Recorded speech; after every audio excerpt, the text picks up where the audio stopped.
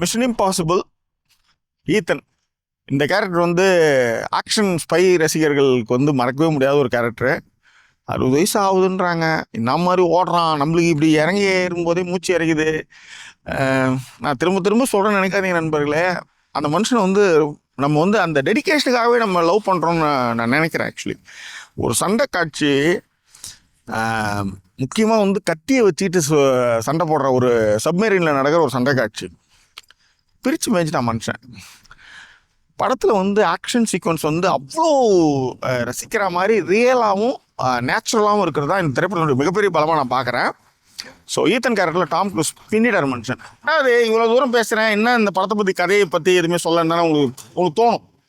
ஒன்றும் இல்லை, உலகமே அழிவில் இருக்குது, டாம் க்ரூஸ் மட்டும்தான் அதை காப்பாற்ற முடியுன்ற ஒரு சூழ்நிலையில் பிரசிடென்ட்டே கால் பண்ணுறாங்க. யாருக்கு? டாம் க்ரூஸ்க்கு. அதை அவர் முடிச்சாரா இல்லையன்றதான் இந்த படம். இது மாதிரி நம்ம நிறைய பார்த்துருக்கோன்றதுனால சரி, இருந்தாலும் உங்களுக்கு என்ன கதைன்னு தெரியணும், அதையும் நான் சொல்லிட்டேன். பட் இந்த படம் வந்து எனக்கு ஏன் ரொம்ப பிடிச்சிது அப்படின்னா, ஒரு ஆக்ஷன் ஸ்பை மூவியில் சென்டிமெண்ட்டை வந்து இவ்வளோ சேர்க்க முடியுமா? ஏன்னா ஒரு 8 பார்ட்டில் நீங்கள் வந்து நிறைய கேரக்டரை பார்த்து வரீங்க, அந்த கேரக்டரோட நீங்கள் வாழ்ந்துட்டீங்க. அப்படி இருக்கும்போது அந்த கேரக்டர்ஸ்க்கு ஏதாவது ஒரு பிரச்சனை, ஒரு ப்ராப்ளம்னு வரும்போது உங்களால் வந்து தாங்க முடியல. ஏன்னா என் ஒய்ஃப்லாம் வந்து படம் பார்த்துட்டு கிளைமாக்ஸ்லாம் பயங்கரமாக அழறாங்க. இந்த பக்கம் லெஃப்ட்டில் பார்த்தா என் பொண்ணு வந்து ஒரு மாதிரி ஷிவரிங் ஆகிட்டு ரொம்ப அந்த கேரக்டரோட இன்வால்மெண்ட் ஆகி ரொம்ப என்ன சொல்கிறது, அந்த மாதிரியான ஒரு சீன் வந்து ஒரு ஆக்ஷன் ஃபிலிம் நான் எதிர்பார்க்கவே இல்லை.